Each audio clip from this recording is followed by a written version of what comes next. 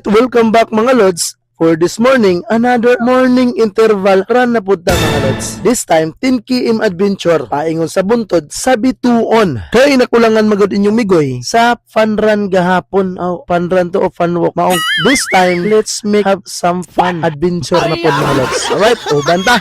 Let's go!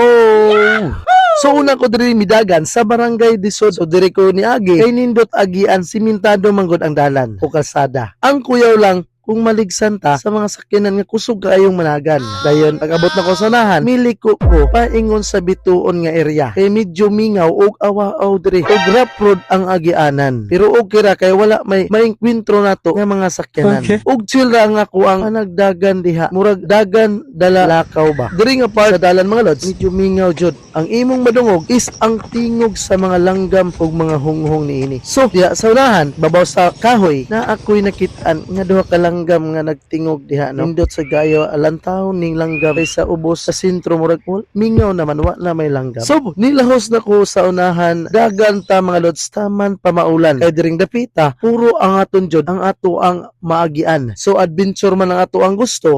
Birada hangtod sa unahan na po nakakita ko og medyo overlooking medyo overlooking gyud siya nga spot mga lods nga mga kalasangan ba so murag virgin forest ang imong makita dihang dapita ako yung gihapit ug ako ang giispatan sure. Ug dayon sa unahan nakakita na sad kog lain nga spot ang agianan magudripod nga akong nakit-an mura siya og mini Baguio ang vibes sa dalan kay naay kahoy da sa daplin nga overwhelming pug kay sa imong paminaw. Og pag-abot na ko sa ibabaw, nakuyawan kog kalit. Boom!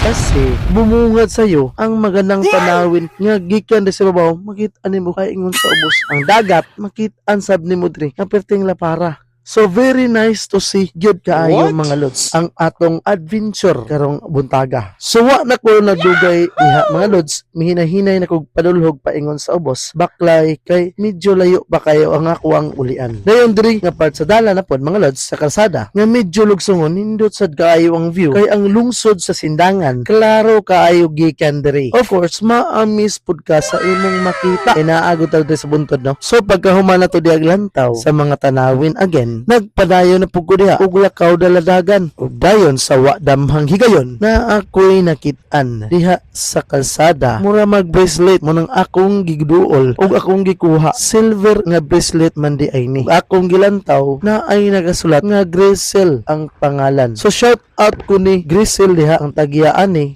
please ko claim ani lods murag mahalon na ba jud nga bracelet pagdala lang ka og valid ID passport ID ug umantang mga pamatuod nga imuha ning bracelet. Alright. So mo to mga lods ang ako ang 10 km adventure karong buntaga. Very good kayo nga atong experience. Halang maginusara sa dagan o adventure, enjoy gihapon sa mga tanawin ug priskong hangin nga imong mabati while nagdagan ka. Alright. 10 km unlock for today's adventure mga lods. Pag-abot na ko sa balay, syempre pamahaw time na dayon. Gulay nga init pa, duha ka saging ug duha ka itlog. Serve kaayo ang pamahaw mga lods. Natambalan gyud ang kagutom gikan sa intense kaayo nga adventurean karong buntaga. Alright. Salamat sa panaguban. Hangtod sunod higayon. Alright. Kini gihapon yung migoy. Magaingon God bless us all. Bye-bye.